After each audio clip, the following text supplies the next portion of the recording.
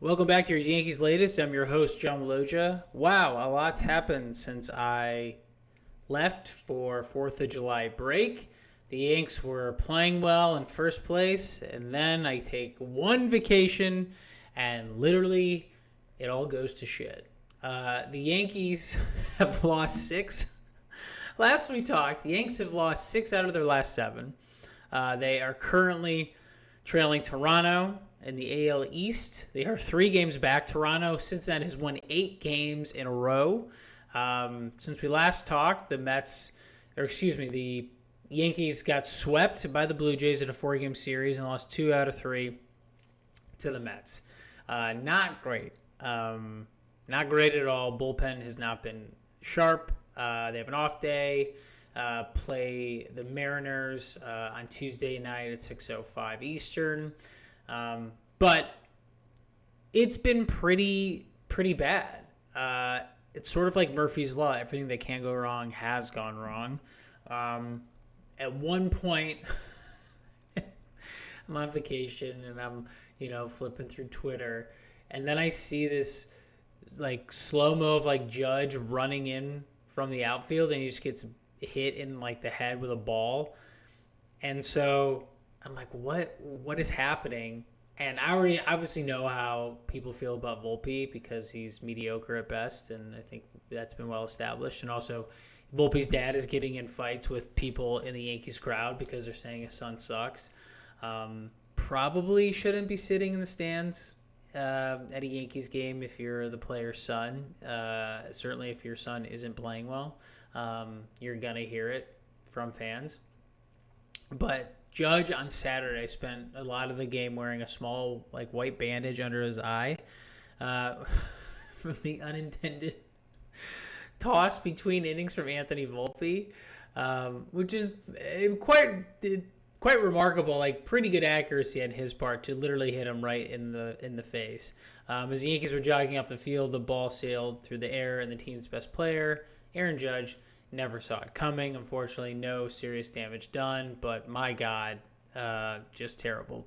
Rodon also served up a first-inning grand slam. They were playing catch-up, lost 12-6 to the Mets at Citi Field. Their streak moves to lost 6 games, but they won yesterday, so 6 out of 7, not great.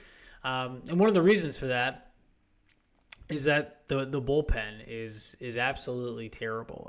The Cruz injury has really hurt this bullpen. Ian Hamilton isn't right. Loaizaga is not there. The command's not there. The velocity isn't there.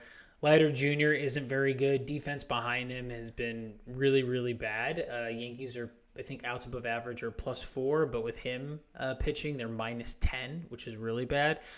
Leiter's a guy that's not going to strike a lot of guys out. He's going to rely on defense to get the job done, and they just haven't, unfortunately. And so really the only guy that's been consistent is Tim Hill. Other than that, you really see the loss of Yarborough, of Ryan Yarborough, Yarby. You can feel it in the bullpen. You feel a little strain in the rotation, even though it's been pretty decent, but it's a problem. Weaver hasn't been as good coming back from injury.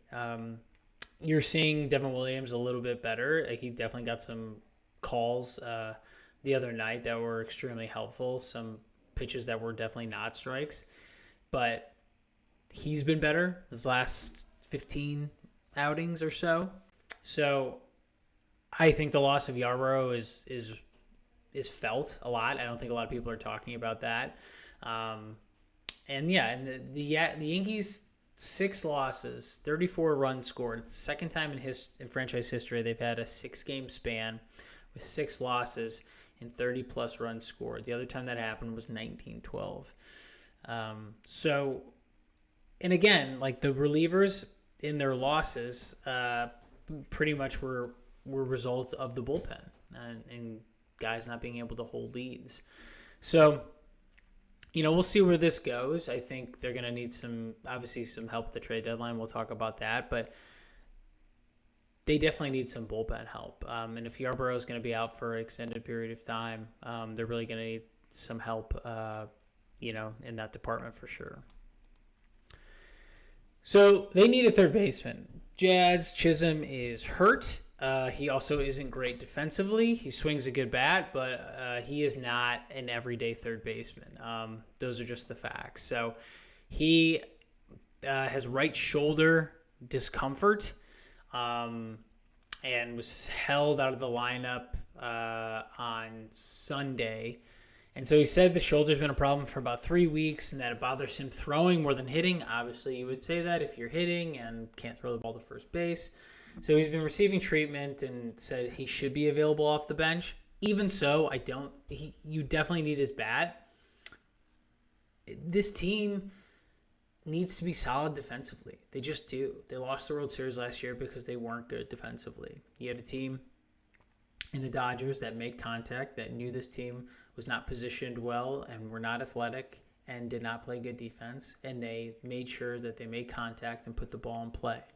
And they won the World Series because of that. Jazz Chisholm is not – he's got a great bat. I don't argue that. But you're not going to win the World Series with him at third base defensively. You need an upgrade there.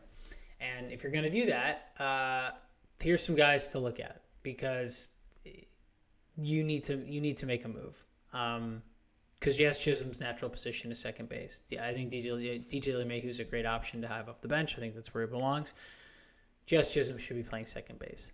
Ryan McMahon with the Rockies. Brian Hayes from the Pirates. We're less than a month away from the trade deadline.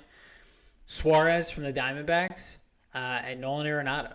I think the Cardinals are going to falter a lot this month. I think they're going to fall back. I don't think they're going to be competitive. I think they can sell Arenado. I think he would be an absolute perfect fit for the Yankees.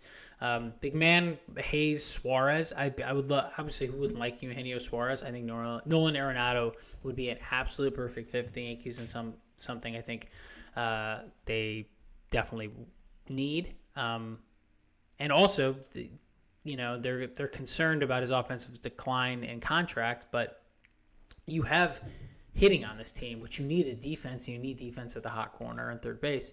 He provides that, and he still plays a great third base. Last but not least, there we go. And then bullpen help too, obviously. Definitely need that as well.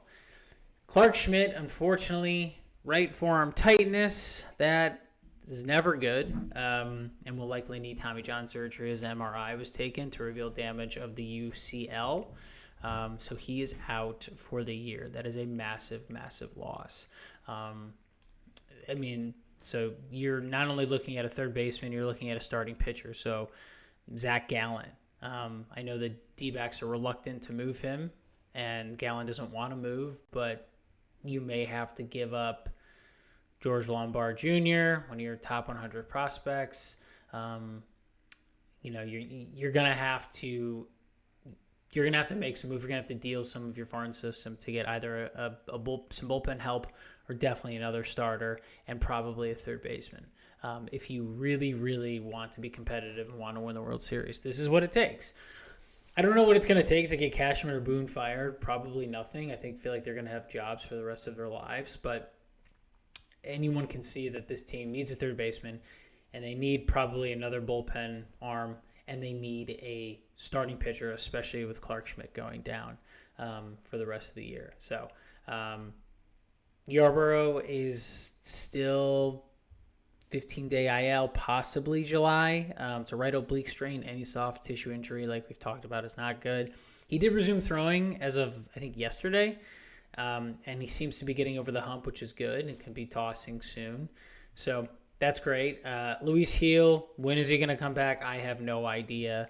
Probably August, unless they really continue to falter this month. Then I could see him back mid or late July, because they're definitely going to need some starting pitching help, especially with Schmidt being down for the season. So, and then Fernando Cruz, that injury from Cruz has decimated that bullpen. I mean, we knew he was good and electric, but we didn't know the cascading effect that it would have on the rest of the bullpen. So his expected return is August. He's dealing with a left oblique strain. He underwent an MRI on June 30th, a high-grade strain, so says it's going to be a while. So I wouldn't hold my breath for him, but Cashman and Boone, or Brian Cashman, I get a starting pitcher, a decent bullpen arm, someone you can rely on, and a third baseman who can play some defense, because that's what you're going to need to make a serious October run.